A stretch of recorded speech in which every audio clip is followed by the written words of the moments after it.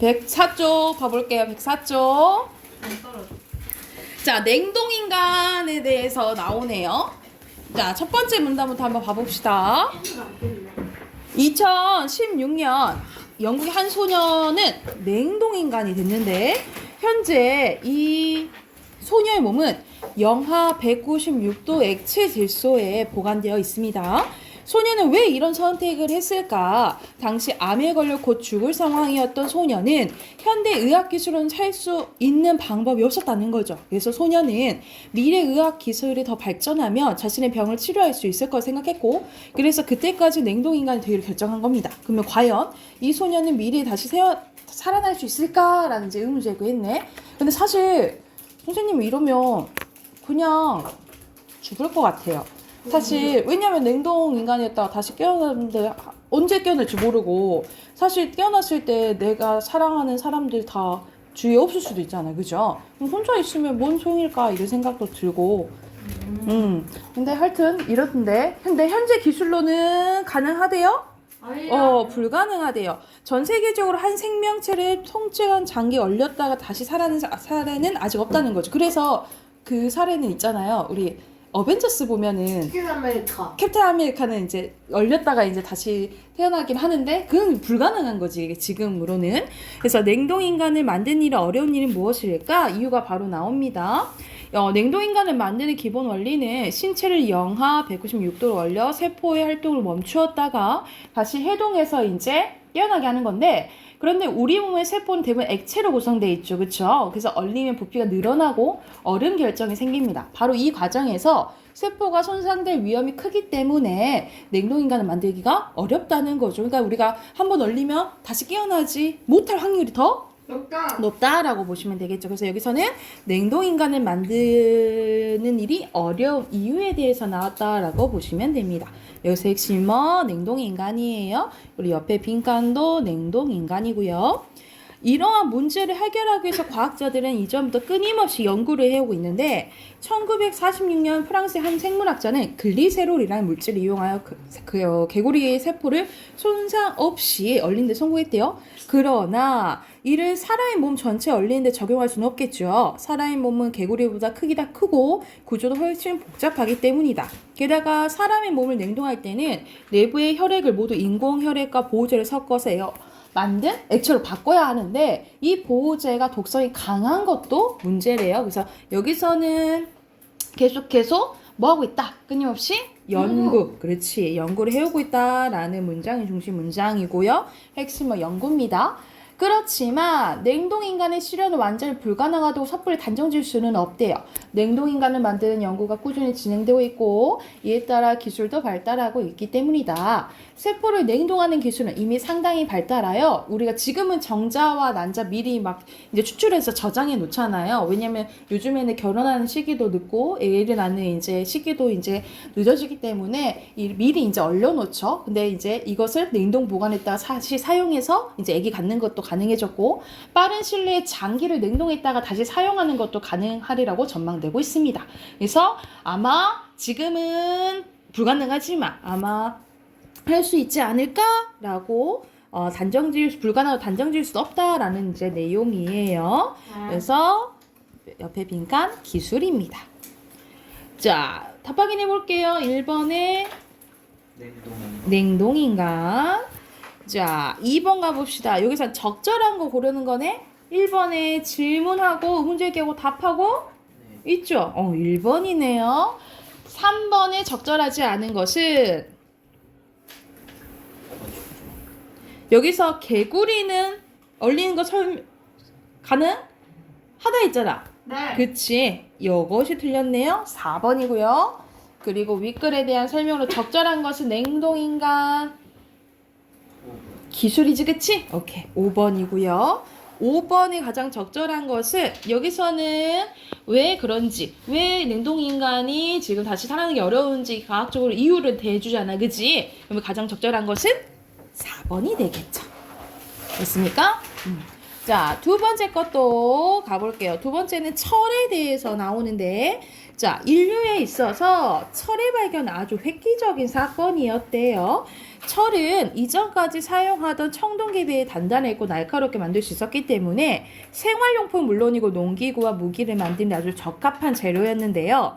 이에 따라 철은 농업과 전쟁, 즉 생존과 가장 밀접한 분야에서 큰 역할을 하는 강력한 자원으로 자리매김하게 되었습니다. 철제 농구기구를 사용하면서 농업 생산이 크게 높아졌고 철제 무기는 군사력을 크게 높여주었기 때문에 철은 나라의 발전과 문화에 있어서 가장 중요한 역할을 했다라는 거. 그만큼 철의 발견은 인류에 있어서 획기적이었다라고 보시면 되겠죠. 그렇다면 역사상 철기 문화가 가장 발달했던 시기는 언제였을까? 기록에 따르면 철기 문화가 가장 발달했던 시기는 고대 국가인데요. 이 고대 국가 중에 가야에서는 철이 많이 생산되고 생산된 철의 질 또한 좋았기 때문에 수많은 철제 도구와 무기를 만들어졌습니다. 또 규격화된 쇳덩이를 화폐처럼 이용하기도 하는데 가야는 철을 바탕으로 문화의 기반을 잡고 철기 문화를 더욱 발전시켰다라고 보시면 되겠죠. 그래서 여기서 철기 문화가 가장 발달했던 시기는 언제였다? 고대 국가 중에 가야였다라고 보시면 되겠죠. 그래서 여기 핵심어는 철기 문화, 옆에는 가야입니다. 자, 기록에 따르면 비슷한 시기에 백제와 신라에서도 다양한 철기를 이제 만들어졌다라고 하는데요. 특히 백제는 철기를 다루는 기술을 일본에 전하기도 했습니다. 그래서 일본의 국보인 칠지도는 당시 백제에서 일본을 보낸 철제 유물 중에 하나로 당대 한반도의 뛰어난 철 가공 기술을 증명합니다. 그래서 여러분 이제 3학년 되면 역사 배울 텐데 이 칠지도는 항상 나오거든요. 우리 삼국시대. 여러분 세계사 배우지 않아요?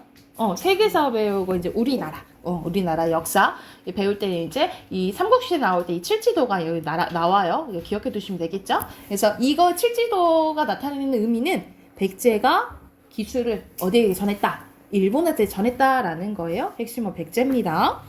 근대에도 철은 중요한 역할을 했는데 유럽의 산업혁명기를 주도한 철은 1970년대 이후 우리나라에서도 경제 발전을 이루는 데 큰 역할을 하였다.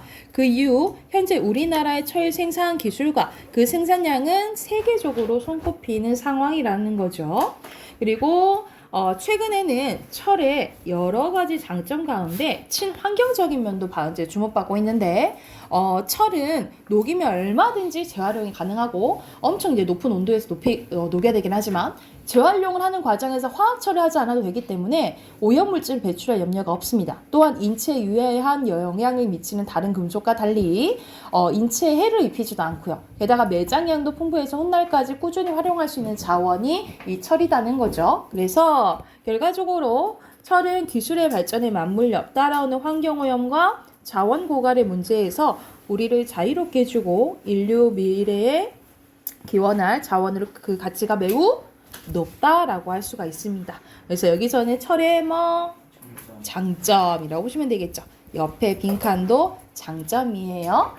자, 6번에 철, 7번에 가장 적절한 건요. 여기서는 마지막에 철 좋다고 장점 나오잖아. 그지? 3번이네요. 8번에 알맞지 않은 것은 자연물에 빗대고 비유법 나왔어요? 안 나왔잖아. 1번부터 답이네. 그리고 9번에 알맞지 않은 것은 2번 칠지도 맞죠? 그치? 그리고 1문단 보면 생활용품 다양하게 쓰인다 했잖아. 이게 틀렸네. 3번이에요. 그리고 10번에 알맞지 않은 거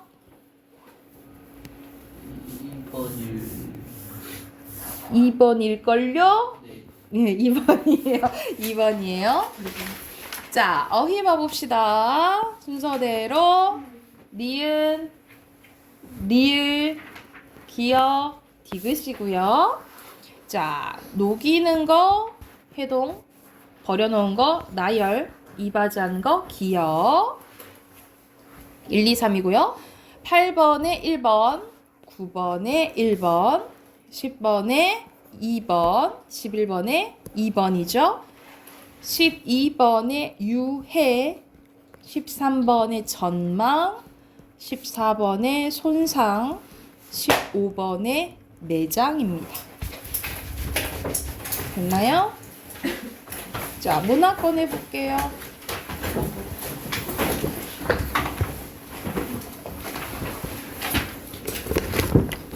130쪽입니다. 끝났네.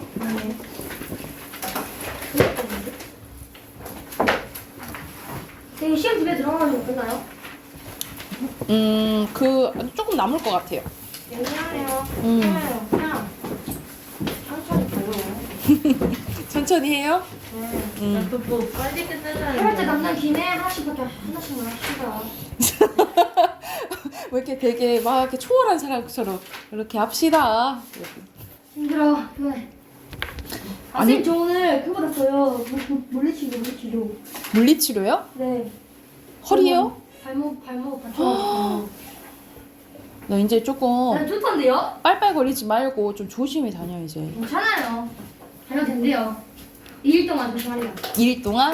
그 다음 주 화요일까지 조심하래요. 그럼 근데 되겠네. 체육 있어요, 월화. 안 돼요. 어쩔 수 없어. 요즘 체육 시간에 뭐 해요? 네? 체육 놀러. 시간에 뭐 해요? 놀아요. 국민체조. 국민체조요? 아니, 막 맨날 막 이러고 있어요. 막 이러고 있고요. 막 이러고 있어요. 맨날 체육 시간에. 따라라라라 또 이런 거 해? 앉아서 하는 국민체육이에요. 막 손날밖에 안 있어. 막 이러고 있어요. 이러고요. 이러고 있어요. 아 체육 선생님 좀 나이가 있으시나? 아니요? 안 그러셔? 젊으셔? 한 40대 중반? 아 한 30대 아니다. 40대 40대 정도 되시는구나. 그래서 그러시구나. 이상해. 막 손납지 하고 있어. 여러분 국어는 진도 좀 나갔죠? 아니요? 아니요? 진도 안 나갔어요? 저희 나 샤를 봤어요. 그 1단원 나갔어. 13단원. 13단원이요? 저희 나갈게요. 그게 썰 인상나 하는 넌 바보다 했어요. 넌 바보다? 네. 넌 바보다? 맞긴 맞잖아. 시 제목이 아니 알긴 하는데 바보 맞잖아. 넌 바보다. 근데 그거 한다긴 했어. 네, 1단원이랑 3단원 한대요? 네. 선생님, 저희 큰 수학 범위 개 지려요. 수학 범위 지려요. 저희 많아요? 저희 2-2도 나와요. 2학기도? 네. 2등만 생각해보고 그런 경우 있더라고. 1학기랑 2학기랑 같이 나가는 경우 있더라고. 그래서 중국 안 나오고 지금 쓰레기. 알겠어, 이거. 하나 좀 멋있네. 그거 짠게 알죠. 1,3단은 중학교 되고 2사는 기본 어쩌라고. 오케이. 자, 여기서 130조 보면 우리가 문학 작품 하면은 우리가 소설 네. 그리고 극, 수필이 있어요. 그래서 오늘 할 부분이 이 극입니다. 극은 크게 두 가지가 있다고 생각하시면 되는데 하연아 두 가지가 있다고 생각하면 되는데 희곡이랑 시나리오가 있어요. 희곡과 시나리오. 자, 희곡은 간단하게 보면 연극의 대본이라고 보시면 되고요. 시나리오는 영화나 뭐 드라마의 대본이라고 생각하시면 돼요. 자, 그럼 개념 한번 봐볼게. 극문학이란 무대에서 공연하거나 TV 그리고 영화관에서 상영하기 위해서 쓰인 글로 희곡과 시나리오, 드라마 대본이 있다라고 하는데 거의 이제 드라마 대본이랑 시나리오랑 거의 이제 합쳐서 보거든요. 그래서 그냥 희곡과 시나리오가 있다 이렇게 크게 생각하시면 될 것 같아요. 자, 먼저 희곡 먼저 해볼게요. 희곡은 무대에서 공연하기 위해 쓰인 연극의 대본입니다. 연극의 대본이에요. 그래서 희곡의 구성 요소는 세 가지가 있는데 해설, 대사, 지시문이에요. 뭐 있다고? 해설, 대사, 지시문. 그렇지. 자, 해설은 막이 오르잖아요. 막은 우리가 보통 이 연기 시작할 때 커튼 있죠? 커튼이 열리고 닫히는 그 단위라고 생각하시면 돼요. 막이 오르기 전에 등장인물, 배경, 무대 장치 등을 설명해 주는 건데 자, 우리 보통 극이랑 소설이랑 많이 비교를 하거든요. 우리가 소설에서 말해주는 사람을 뭐라고 하지? 해설. 나레이션. 내레이션이 있죠. 내레이션은 뭐야? 내레이션이야, 내레이션. 아, 그래? 소설. 닥치지 마. 소설에서 말해주는 사람은 누구라고 해요? 소설가, 작가. 아니, 글쓴이, 지은이. 서술자. 자, 소설에서는 처음 하셨대요. 소설에서 나오는 게 말해주는 사람이 서술자죠. 근데 네. 소설에서는 서술자가 있는데 극에서는 서술자가 없어요. 없어요. 그렇지. 서술자가 없기 때문에 자, 어떻게 이제 진행이 되냐면 인물의 대사, 네. 행동을 통해서 사건이 전개된다라고 생각을 하시면 돼요. 그래서 여기서 해설이 이제 왜 있냐면 서술자가 없기 때문에 이 상황에 대해서 설명해 준 사람이 없잖아. 그래서 맨 처음에는 그래도 배경이 어디고 그리고 어떤 우선 행동을 하는지는 알려줘야 될 거 아니에요. 그쵸? 그 처음 부분이 해설이라고 보시면 됩니다. 자, 그 다음에 대사와 이제 지시문이 나오는데 대사에는 세 가지가 있어요. 대화, 독백, 방백. 대화는 말 그대로 등장인물들이 주고받는 말이라고 보시면 돼요. 티키, 타카 해야겠죠. 그쵸? 그리고 독백은 혼잣말 하는 거고요. 혼잣말. 자, 방백 동그라미는 자, 방백은 완전 희곡만의 특징이라고 생각하시면 돼요. 자, 방백은 뭐냐면 무대 위에 다른 인물들에게는 들리지 않고 누구한테만 관객한테만 들리는 것이 약속된 말이라고 보시면 돼요. 그래서 똑같이 이렇게 무대 위에 있는데 당연히 옆에서 대사하는데 들리겠지. 그런데 다른 인물 예를 들어서 빠밤 하고 멈추는데 이것들 보세요. 내가 요럴 줄 알았다니까요. 하면서 이런 식으로 당연히 웃어요. 여기 인물은 안 들린다고 치고 관객한테만 이제 들리도록 약속한 걸 뭐라 한다고? 방백이라고 생각하시면 돼요. 그래서 대사에는 뭐가 있다? 대화, 독백, 방백. 뭐 있다고? 대화, 독백, 방백. 오케이. 그리고 방백이요. 응, 방백이요. 자, 무대장치, 그리고 지시문은 무대장치, 등장인물의 행동, 표정, 말투 등을 상황에 맞게 지시하는 글인데 말 그대로 무대장치에 대해 설명하면 무대지시문, 등장인물의 행동, 표정, 말투에 관한 것은 행동지시문 또는 같은 말로 동작지시문이라고 해요. 행동지시문, 동작지시문. 그래서 지시문에는 두 가지가 있다라고 보시면 돼요. 무대지시문이랑 행동지시문. 자, 다시 한번 희곡의 구성 요소는 세 가지 뭐 있어요? 해설, 대사, 지시문. 네, 대사에는 뭐 있어? 대화, 독백, 방백. 지시문에는 무대지시문 그리고 행동지시문. 오케이. 자, 그리고 옆에는 희곡의 장면 단위 봐볼게요. 자, 아까 전에 커튼이 열리고 닫히는 게 막이라고 했죠. 그쵸? 그래서 기본 단위가 막장입니다. 막장 이렇게 생각하시면 돼요. 그래서 여러 개의 장이 모여 이루어지고 주로 커튼에 오르고 내리는 것이 막이고요. 이 막보다 작은 게, 그래서 막이 더 큰 개념이고 장이 더 작은 개념이에요. 장은 무대 장면이 변하지 않고 이루어지는 사건의 한 토막으로 주로 조명이 꺼졌다가 켜짐으로써 장이 바뀐다라고 생각을 하시면 되겠죠. 그래서 여기서는 막장 이렇게 생각을 하시면 됩니다. 그래서 어떻게 일어나냐면 제1막 1장, 제1막 뭐 2장 이런 식으로 이제 단위가 나뉘어진다라고 생각을 하시면 돼요. 됐나요? 자, 그 다음에 시나리오 가볼게요. 자, 시나리오는 영화를 만들기 위해 쓴 각본입니다. 영화나 드라마의 각본이라고 생각하시면 되고 희곡과 마찬가지로 해설, 대사, 지시문으로 구성되어 있고요. 장면을 효과적으로 촬영하는 특수한 용어들이 쓰입니다. 그래서 여기서 S샵 보이죠? 이 S샵은 씬 넘버의 줄임말이라고 보시면 돼요. 그래서 장면 번호고요. 그래서 씬 넘버 1, 테이크 1 이렇게 하잖아. 그치? 그렇게 하잖아. 테이크 하죠. 그리고 내레이션 나오죠. 화면 밖에 들려오는 설명 형식의 대사. 그리고 그리고 E는 이펙트의 E입니다. 효과음이고요. 그리고 CU 왜? 내가 CU 왜 했는데 왜? 너무 재밌어가지고. 클로즈업의 줄임말이에요. 그래서 확대하는 거다라고 얘기하시면 되고. 내가 깜짝 놀랐다. 그 CU 이렇게 하니까 편의점 학생이 그러는 거예요. 그래가지고 내가 아니야 클로즈업이야 하고 했는데 CU 하고 너 편의점 하려고 그랬지? 아니요. CU는 구리죠 이러는 거야. 김영호죠? 진짜 맨날 좀 과학적인 거. 맞아. 같은 반이라 그러더라? 네? 형우랑 같은 반이라 그러는데? 김영호 찐다던데요? 아 그래요? 뭐야? 같은 반 아니야? 걔 옆자리예요. 옆자리 짝꿍이야? 짝꿍은 아닌데 옆자리예요. 옆자리라고? 아 이렇게 띄어져 있어요? 네, 근데 과학 시간에 같은 학교 갈 조거든요. 때마다 옆에서 내가 선생님이 과학을 좋아하는 이유는 맨날 말이야. 그거 너한테 설명을 해줘? 네. 저희는 아. 무식 같습니다. 야 무식 가야 돼 그거. 깝다고. 그냥 기한.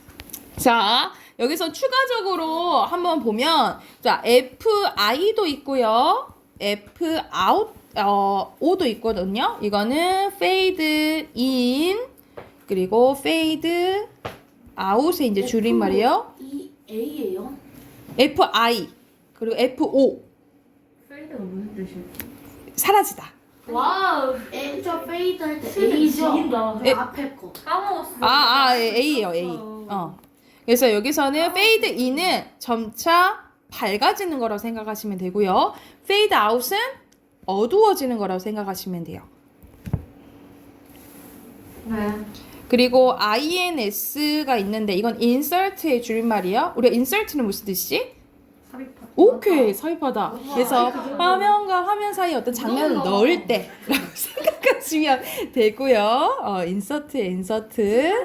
자, 그리고 몽타주라는 게 있는데 여러분 뭐 범인 몽타주 뭐 이런 거 들어봤죠, 그쵸? 근데 여기서의 몽타주는 뭐냐면 장면을 따서 연속을 보여줄 때 몽타주라고 요. 그래서 예를 들어서 채윤이 하루 하면 채윤이 일어나는 거 하나 찍고, 채윤이 화장실 가는 거 하나 찍고, 채윤이 이제 뭐 학교 가는 거 찍고, 학원 가는 거 찍고, 이렇게 찍어서 장면 찍어서 연속으로 이렇게 보여주면 긴 시간을 짧게 보여줄 때 쓰는 기법이 몽타주라고 생각하시면 돼요. 이해됐을까요? 뭐 이 정도면 써두면 될 것 같아요. 그리고 희곡과 시나리오의 비교입니다. 희곡과 시나리오는 공통적으로, 자, 아까 전에 서술자가 없다 그랬죠? 그래서 대사와 행동을 통해서 뭐가 전개된다? 사건이 정해진다, 전개된다라고 생각하시면 되고요. 그래요? 아니, 숨이 잠깐 안 쉬어져. 해설, 대사, 지시문을 구성된다라고 생각하시면 돼. 이제가 겠죠? 잠깐 숨이 잠깐 안 쉬어졌다. 그러시나? 아니. 그리고 무대 위에서 공연을 하는 것이 우리 보통 이제 상연이라고 보시면 되거든요. 상연. 그리고 영화에서 만들어 상영하는 게 시나리오의 목적이라고 보시면 됩니다. 그래서 희곡의 목적은 연극을 보여주는 거야. 그리고 시나리오의 목적은 영이라고 보시면 되겠죠. 그리고 등장인물 수와 시간, 공간 제약이 있는 게 희곡이고요. 제약이 별로 없는 게 시나리오라고 보시면 되겠죠. 그러니까 예를 들어서 전쟁 상황인데 한 5,000명 막 다 올라갈 수 있을까, 무대에? 못 올라가잖아, 그치? 그런데 영화는 가능하죠. CG 처리할 수도 있잖아. 실제로도 할 수 있지만 뭐 CG 처리 이렇게 할 수 있겠지, 그치? 그래서 등장인물 수, 시간, 공간 제한이 큰 게 희곡, 덜한 게 시나리오. 거의 제한이 없는 게 소설이라 생각하시면 돼요. 그러면 해당하는 문제 옆에 오른쪽 풀어보세요. 자, 1번. 여기는 보면은 무대에서 공연하게 쓰는 거니까 뭐예요? 희곡이죠, 그쵸? 근데 행동을 지시한대. 뭐야? 지시문. 어이구 쉬워라. 그리고 밑에 보면은 S샵 나왔죠? 그럼 시나리오 맞고, 공간적 제한이 커요? 안 크죠? 네니요? 근데 맞았어요. 맞았는데 안 크죠? 자, 그리고 동화, 송화의 대화, CU, 확대.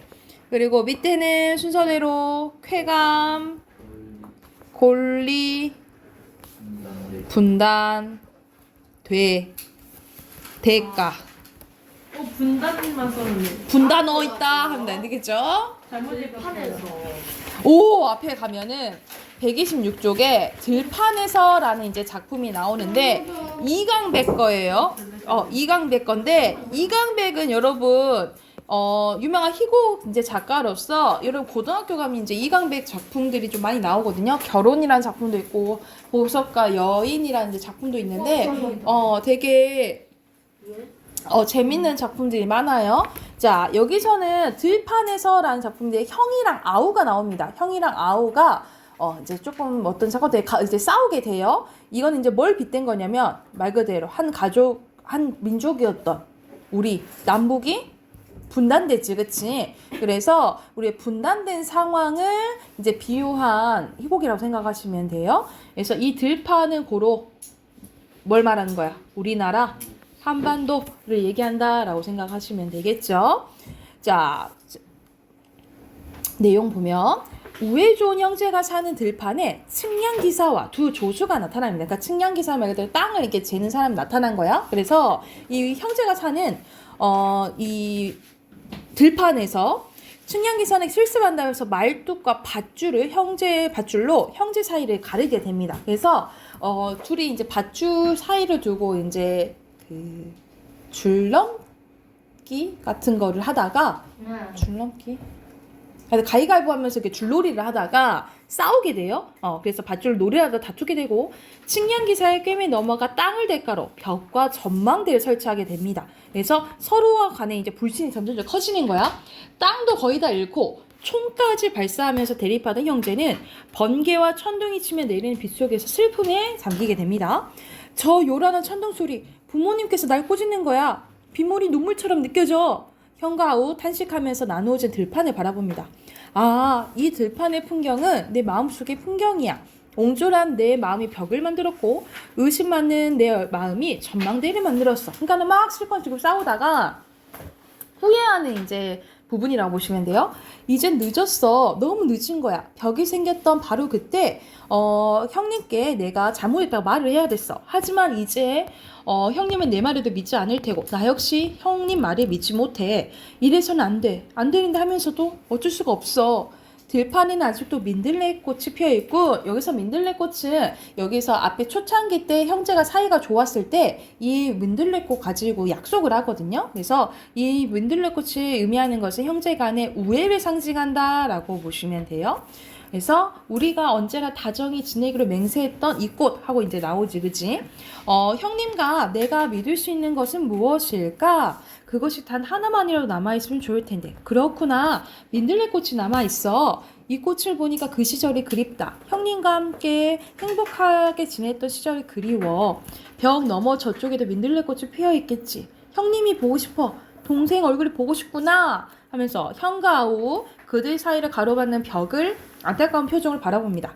비가 그치면서 구름 사이로 한 줄기 햇빛이 비칩니다. 그래서 여기서는 날씨가 의미하는 것도 있어요. 앞에서 막 천둥번개 막 쳤다 했잖아, 그치? 이 한 줄기의 빛이라는 것은 이제 형과 아우의 뭐를 암시할까? 이제 화해를 암시합니다. 그렇죠. 자, 하지만 내 마음을 어떻게 저 벽 너머로 전하지? 비가 그치고 산들바람이 부는군. 저 벽을 자유롭게 넘어갈 수만 있다면 가만히 있어봐. 민들레꽃은 씨를 맺으면 어떻게 되지? 바람을 타고 멀리 날아가잖아. 햇빛이 비치니까 샛노란 민들레꽃이 더 예쁘게 보여. 이 꽃을 꺾어서 벽 너머로 던져줘야지. 동생이 이 꽃을 본다면 진짜 내 맘 알아줄 거야. 형님에게 이 꽃을 드리겠어. 벽 너머의 형님이 이 꽃을 받으면 동생인 나를 생각하겠지. 형과 아우 민들레꽃을 여러 송이 꺾습니다. 그리고 벽으로 다가가서 민들레꽃을 벽 너머로 서로 던져주는데 형은 아우가 던져주는 꽃을 주워들고 반색하고 아우는 형이 던진 꽃들을 주워들고 기뻐합니다. 서로 그러니까 반가워한다고. 그래서 서로 벽을 두들며 외칩니다. 형님, 내 말 들려요? 들린다, 들려. 너도 내 말 들리냐? 들려요. 우리 벽을 뭐 하기로 하자? 허물기로 하자 한 거야. 네, 그래요. 빨리 허물어요. 그럼 벽을 허물기로 한다는 것은 자, 시대적으로 보면 뭘 이제 말하는 거예요?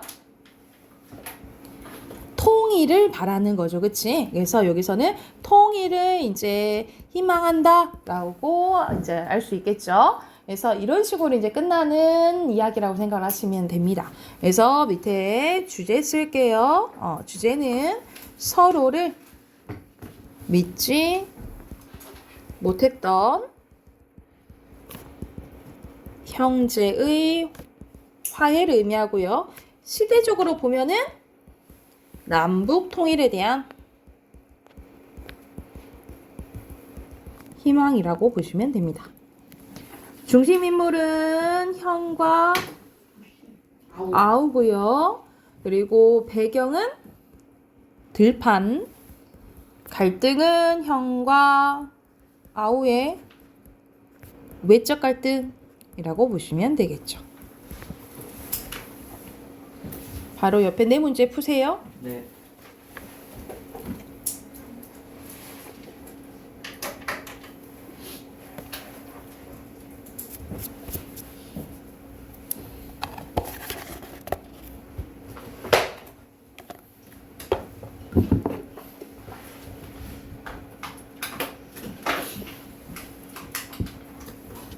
자, 답 확인해 볼게요. 순서대로 형, 아우, 전망대. 2번에 알맞지 않은 것은 갑자기 효도가 웬 말이야, 그치? 2번이죠. 3번에 이거 선생님 설명해줬지. 알맞지 않은 것은 그치. 4번 산들바람은 긍정적인 거죠, 그쵸? 자, 4번에 민들레꽃. 이걸 내라고 적으면 누구를 틀린 틀렸지. 꽃이니까. 민들레 또 맞는데 꽃도 적으세요. 맞다고 적으세요. 자, 128쪽입니다. 128쪽은 그건 아니고 갑자기 이제 소설이 나왔는데 자전거 도둑이라는 이제 소설이에요. 자, 박완서의 자전거 도둑입니다. 자, 내용 보면은 뭔지 알았는데. 전기용품 가게 일하서 수나미는 제 이제 주인공 이름이 수나미예요. 배달을 나간대. 이제 수나미가 이제 전기용품 가게에서 이제 새든 게 아니고 좀 얹혀서서 일하면서 이제 지내는데 배달을 나갔다가 어떤 신사가 수나미의 자전거가 바람에 쓰러지면서 자신의 차를 들이받았다며 차 수리비 5,000원을 요구합니다. 지금 뭐 5,000원 줄 수 있지 이렇게 생각하지만 이 단위가 이제 다른 거죠, 그렇죠? 수나미가 울면서 용서를 빌지만 신사는 수나미의 자전거에 자물쇠를 채우며 수리비를 가져오면 이제 열쇠를 주겠다고 합니다. 주변의 구경꾼들이 수나미에게 도망치라 부추기자 수나미는 쾌감까지 느끼면서 자전거를 들고 도망치게 돼요. 그러니까는 이제 자기 자전거이긴 하지만 이 상황에서 약간 잘못한 잘못을 이제 저지르는데 이제 이 쾌감을 느낀 거, 즐거움을 느끼게 된 거야. 그러면서 이제 갈등하게 돼요. 이게 갈등의 원인이 된다라고 보시면 됩니다. 임마 말을 해. 무슨 일이야. 니놈 꼴이 영락없이 도둑놈 꼴이다 임마. 이게 주인 영감이 그런 거죠. 도둑놈 꼴이라는 소리가 수나미의 가슴에 가시처럼 걸린다. 수나미는 겨우 숨을 가라앉히고 자초지종을 주인 영감께 고해 바칩니다. 다 듣고 난 주인 영감님은 무엇이 그리 좋은지 무릎을 치면서 통쾌합니다. 잘했다 잘했어. 맨날 촌놈인 줄 알았더니 제법인데 말이야. 제법인데 제법이야. 그러고는 가게에서 쓰는 드라이버니 펜치니 가지고 자전거를 채운 자물쇠를 분해하기 시작합니다. 엎드려서 그 짓을 하고 있는 주인 영감이 수나미 눈에 흡사 도둑놈 두목같이 보여서 속으로 정이 떨어졌대요. 그래서 여기서는 속마음 다 나오지, 그치? 그럼 시점 뭐예요? 전지적 작가. 그렇지, 전지적 작가 시점. 주인 영감님 얼굴이 누런 똥빛인 것조차 지금 깨달은 것 같아서 속이 메스껍다라는 거. 이게 뭔 말이냐면 원래 이 수나미는 주인 영감님을 엄청 좋아했어요. 좋아했는데 사실 자기가 이것을 자기 자전거긴 하지만 주인 영감 자전거긴 하지만 잘못해서 그냥 막 멋대로 갖고 버린 거잖아, 그치? 근데 이것을 잘못했다라고 하지 않고 오히려 뭐라고 해? 잘했다라고 칭찬을 해주잖아, 그치? 그래서 이 주인 영감은 내가 생각했던 좋은 어른은 아니구나라는 걸 깨닫게 돼요. 그래서 여기서 누런 똥빛은 약간 비도덕적인 면모를 누런 똥빛으로 표현했다라고 생각하시면 됩니다. 마침내 자물쇠를 깨트렸나 보다. 영감님 얼굴에 회심의 미소가 떠오르더니 자유롭게 된 자전거 바퀴를 시험이라도 하려는 듯이 자전거로 골목에 한 바퀴를 빙글 돌아서는 니놈 오늘 운 텄다. 그러고는 수나미의 머리를 쓰다듬고 볼가턱을 두둑한 손으로 귀여운 듯이 감쌌대요. 영감님이 기분 좋을 때면 수나미에 대한 애정 표시를 의뢰 그렇게 했었고 수나미도 그걸 좋아했는데 그런데 오늘은 그게 싫다. 영감님의 손이 싫다. 운투기는커녕 재수 온붙었다 생각이 여전하고 수나미는 그날 온종일 우울했대요. 그러나 자기가 왜 그렇게 우울한지 그걸 차분히 생각할 수도 없이 바쁜 하루였대. 가게 문을 닫고 주인님 댁에 날라온 저녁밥을 먹고 나면 비로소 수나미 혼자만의 시간이었는데 꿀같은 시간이었다. 책을 펴놓고 영어 단어도 찾고 수학 문제를 풀어보고 턱을 개고 소년다운 감미로운 공상에 잠길 수 있었는데 수나미는 그렇게 오늘은 되지 않았대. 책을 집어 던졌대요. 여기서부터 그래서 뭐가 이제 나오냐면 수나미의 이제 내적 갈등이 시작됩니다. 낮에 한 짓은 옳은 일이었을까? 옳을 것도 없죠. 나쁠 것도 뭔가. 자가용까지 있는 주제에 나 같은 아이에게 5,000원을 우려내려고 그렇게 가나카에 굴던 신사를 그 정도로 골려준 것이 뭐가 나쁜가? 그런데도 왜 무섭고 떨었던가? 그때의 내 꼴이 어땠으면 주인 영감까지 니놈 꼴이 꼭 도둑놈 같다 라고 하였을까? 그럼 내가 한 짓은 도둑질이었단 말인가? 그럼 난 도둑질을 하면서 그렇게 기쁨을 느꼈단 말인가 하면서 엄청 이제 고민을 합니다. 수나미는 부르르 떨었던 낮에 자전거를 갖고 맛보면서 달리면서 맛본 공포와 함께 그 까닭모를 쾌감을 회상을 합니다. 마치 참았던 오줌이 내깔길 때처럼 무거운 억압이 갑자기 풀리면서 전신이 날아갈 듯이 가벼워지는 그 상쾌한 해방감.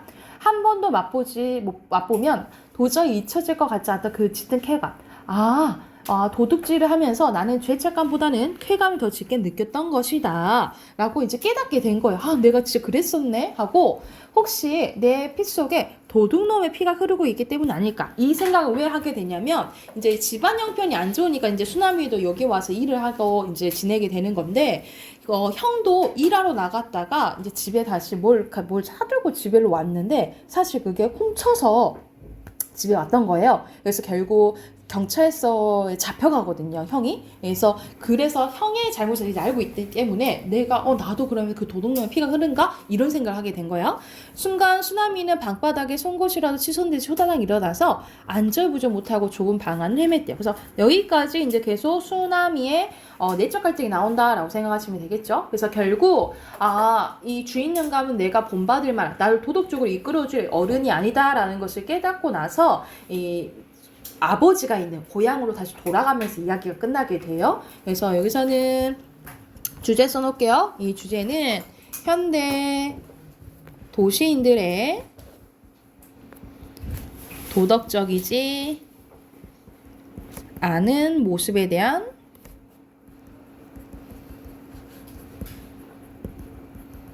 비판이라고 보시면 됩니다. 현대 도시인들의 도덕적이지 않는 모습에 대한 비판이 주제고요. 중심인물은 수나미와 신사 아저씨 영감. 주인 영감. 그리고 배경은 가게, 그리고 방 안이라고 보시면 되고요. 여기서는 수나미의 내적 갈등이 주된 갈등이다 라고 보시면 돼요.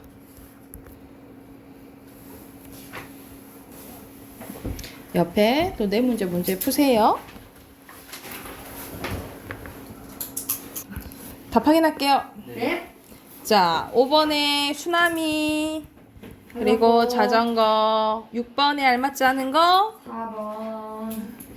싫다 했죠. 이제는 4번이고요. 7번에 5번. 5번이죠. 그리고 밑에 도둑놈. 근데 좀 치면 안 돼. 문법 합시다. 아, 답 확인해야 돼요. 아니 뭐 했다고 힘들어. 물리치료 받았어요. 111조. 일어나서 들어. 오늘 아침에 잠 온다고 막 일어나서 듣더라. 난 그 열의와 태도에 아주 칭찬해. 제가 아침에 수학시험 95점 먹고 이제 자야 되겠어요. 쌤, 저도 그 수학이잖아. 자, 111조 다 풀었죠? 채점 할게요. 자, 시작합시다. 우와, 힘들다. 자, 1번에 1번에 4번. 1번에 적절한 거예요. 단모음 10개로만 소리나는 게 이중모음 나는 게 있잖아. 그치? 이중모음으로 나는 게 있으니까 아니죠. 그리고 7개죠. 환경과 소리가 다르게 나기도 하죠. 3번이네요. 1번에 3번이에요. 3번이라는데 받침이 똑같이 안 나고요. 똑같이 나는 것도 있지만 안 나는 것도 있고 다 다르게 나요? 똑같은 것도 있죠? 네. 그리고 발음이랑 표기가 다른 것은 2번입니다. 이건 저로 발음한다 했잖아. 그치? 그리고 얘와 얘는 이외의 얘는 애로도 발음 허용한대. 알맞지 않은 것은 4번이죠. 이건 무조건 예의로 발음해야겠죠. 자, 그리고 4번에 알맞지 않은 거? 이거 너무 1번. 쉽잖아. 1번이죠. 의미. 무조건 의로 발음해야겠지. 그치? 그리고 여기서 원칙은 자, 앞에 자음을 갖고 있으면 무조건 이로 발음해야 되고 앞에 첫 글자면 무조건 의로 발음해야 된다는 소리잖아. 그치? 그럼 적절한 것은 5번이죠? 자, 이거 선생님이랑 같이 했었지? 의, 이, 의, 에, 의, 이. 알맞지 않은 것이 그러면 의. 5번. 5번이죠. 자, 발음 나지 않은 거. 가느다란 물방울 아닌 거 4번. 그냥 다리만 보여. 오케이. 아, 역시 좋아. 자, 8번에 2번이고요. 그리고 받침 바르게 난 거. 뭐야? 1번이죠? 솥, 빛, 앞, 옷이에요. 새들. 자, 꽃밭, 새길, 키읔, 키읔. 기억으로 발음해야죠. 3번이죠. 맞지 않은 거. 있다. 자, 11번에 짓, 굳, 따. 이렇게 돼야 돼. 다음. 있다. 5번이죠. 그리고 겹받침은 모두 안 울림이야? 아니지. 앞에 짬이, 뒤에 짬이 대표, 여기서는 공통점이잖아. 너, 안, 덜, 할, 첫 번째네. 2번이네요. 리을, 비읍은 다른 거. 선생님이 리을, 비읍은 리을이 원칙이라 했잖아. 근데 비읍으로 발음 나는 거 4가지 뭐 있다 했어요? 밥다, 넙죽하다, 넓적하다, 넙둥글다. 이것만 비읍으로 발음된다 했죠? 5번이에요. 자, 용언을 활용했을 때 리을 기억은 기억을 앞에서 리을로 발음돼. 그럼 기억 뒤에 기억인 거 고르면 되잖아. 늙고죠, 그쵸? 알맞지 않은 거 1번. 읍지죠, 읍지. 됐을까요? 자, 16번. 자, 적절한 겁니다. 어떻게 발음나요? 많고. 이렇게 축약돼요. 그러면 아이고, 잘못다. 5번이고요. 자, 그리고 올바른 거. 노아, 조턴, 안쏘. 맞네. 그리고 골코예요. 그리고 나치. 그리고 히읗이 발음된 거 아닌 거. 꾸르면 탈락, 노아 탈락, 달아 탈락, 실태 축약 4번이에요. 그리고 이거 결과적으로 어떻게 발음나? 놓는 이렇게 발음되잖아. 알맞지 않은 거 그럼 뭐야? 4번이지? 발음 틀렸죠? 그리고 쫓던 디귿받침, 밥지 비읍받침 많습니다. 맞네. 아는이에요. 그 연대서 아는. 그리고 뚫코죠. 뚫코. 됐을까요? 네. 자, 뒤로 넘겨보면 160쪽. 160쪽 가볼래요, 여러분? 160쪽부터 163쪽 발음 문제 있거든요. 바로 풀고 또 답 확인해볼게요. 160쪽 넘겨서 문제 푸세요. 너무 피곤한데, 새끼. 좀 쉬울까요? 그니까 하려고요. 자, 1번에 받침에 쓰인 거 실제 발음된 7개 맞죠? 최종석법. 얘는 무조건 2회 예죠? 애로도 발음할 수 있고요. 그리고 첫 소리로 가진 의는 무조건 의로 발음해야 되지. 피읍은 어떻게 발음해야 돼요?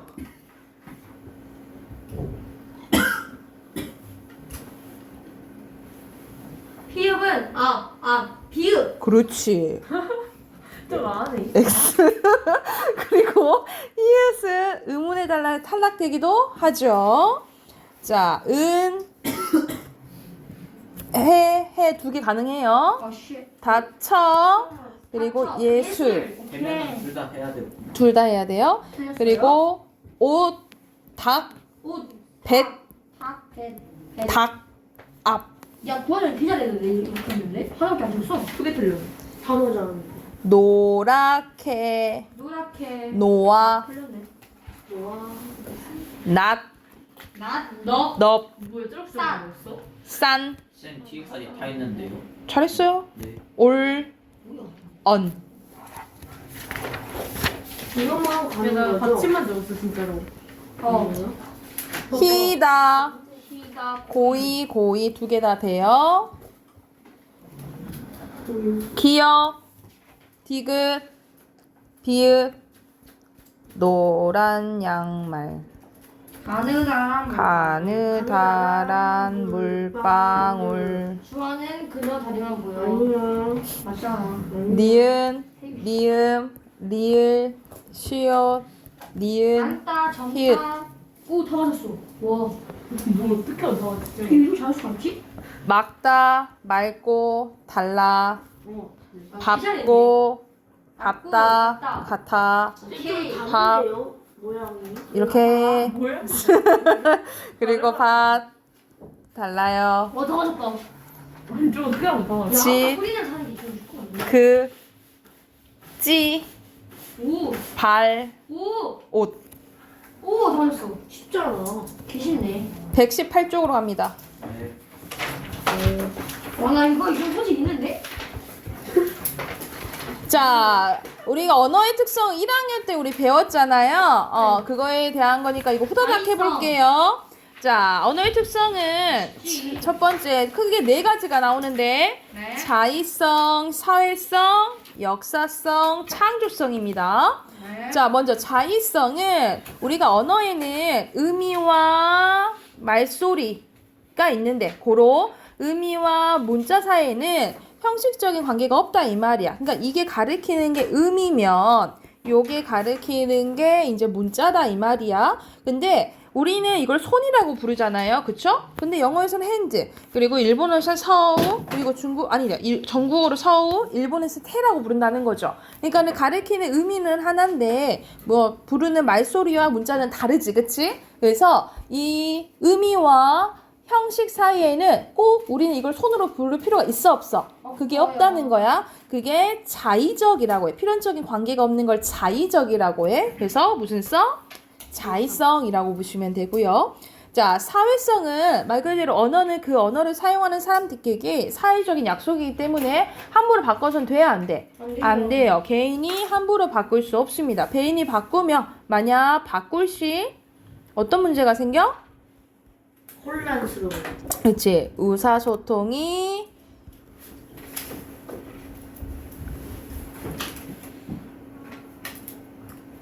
이런 문제가 생기겠죠? 의사소통에 문제가 생긴다 라고 뭐 써놓으시면 되겠죠. 그래서 개인이 함부로 바꿔서는 안 된다라는 거고, 역사는 시간이 흐르면서 언어도 바뀐다는 거죠. 그래서 말이 사라지거나 사라지는 걸 소멸, 말이 생기거나 생성, 그리고 소리가 변하기도 합니다. 말 그대로 변합니다. 이게 말 그대로 언어가 시간에 따라서 만들어지기도 하고 변화되기도 하고 없어지기도 하는 게 무슨 성? 역사성이에요. 그래서 예전에는 없다가 완전히 새롭게 생기는 게 역사성이에요. 선생님 새로 만드는 거 창조성 아니에요? 근데 창조성은 이미 알고 있는 단어들 있죠. 이미 알고 있는 단어로 단어를 만들거나 아니면 무언가 문장을 만들 때 창조성이고, 아예 없던 게 새로 생기면 무슨 성이야? 역사성. 역사성. 그렇지. 역사성이라 보시면 돼요. 그래서 이거는 이제 사라진 말이죠. 매, 온, 미르, 즈문 이제 사라진 말들이고, 이것들은 새롭게 생긴 말들이고요. 이제 변한 말, 영감. 영감님. 이건 예전에 이제 벼슬 했던 이제 어르신의 영감이라 했는데 지금은 나이 많은 이제 남자분을 영감님이라 하죠. 그리고 예전에는 나무를 나모라 했는데 이거는 이제 소리가 변했다라고 생각을 하시면 되겠죠. 그리고 창조성은 말했지. 인간이 한정된 단어를 가지고 무한히 많은 문장을 만들 수 있는 게 창조성이라고 보시면 돼요. 그래서 지금 4가지 써. 자의성은 뭐야? 의미와 형식 간의 필연적인 관계가 없다라는 거고요. 그리고 사회성은 언어는 사회적인 약속이니까 개인을 함부로 바꿔서는 안 된다. 안 된다. 그리고 역사는 언어를 흐르면서 새롭게 만들어지기도 하고 변화되기도 하고 소멸되기도 한다 이 말이에요. 그리고 창조성은 뭐야? 우리가 이미 알고 있는 단어를 가지고 새로운 단어를 또 만들거나 아니면 무하나 문장 만드는 게 창조성입니다. 그리고 추가적으로 이제 규칙성도 나오긴 하는데 이건 잘 이제 안 나와요. 그래서 4가지 말고 있으면 되는데, 규칙성은 언어가 일정한 규칙이 있어서 그것에 맞게 사용해야 된다는 거야. 우리 어수는 주어 목적어 서술어예요. 근데 영어는 주어 동사 목적어잖아요. 그치? 어순이 다르죠. 그래서 우리말도 일정의 규칙이 있다라는 말이고요. 그리고 밑에는 기호성은 언어는 뜻이라는 내용과 음성이라는 문자에 이루어진 기호체계다. 이게 나타내는 거다라는 기호성을 얘기하는 건데 이 규칙성이랑 기호성을 그렇게 중요하게 교육과정에 다루지는 않아요. 그래서 이 네 가지 우리 1학년 때 했던 거 있죠? 이 네 가지만 기억하시면 될 것 같아요. 그러면은 숙제 내줄게요. 119쪽부터 121쪽까지 121쪽까지 해오시게 해요. 그리고 어휘 11, 12 외워오세요. 여기까지 합시다.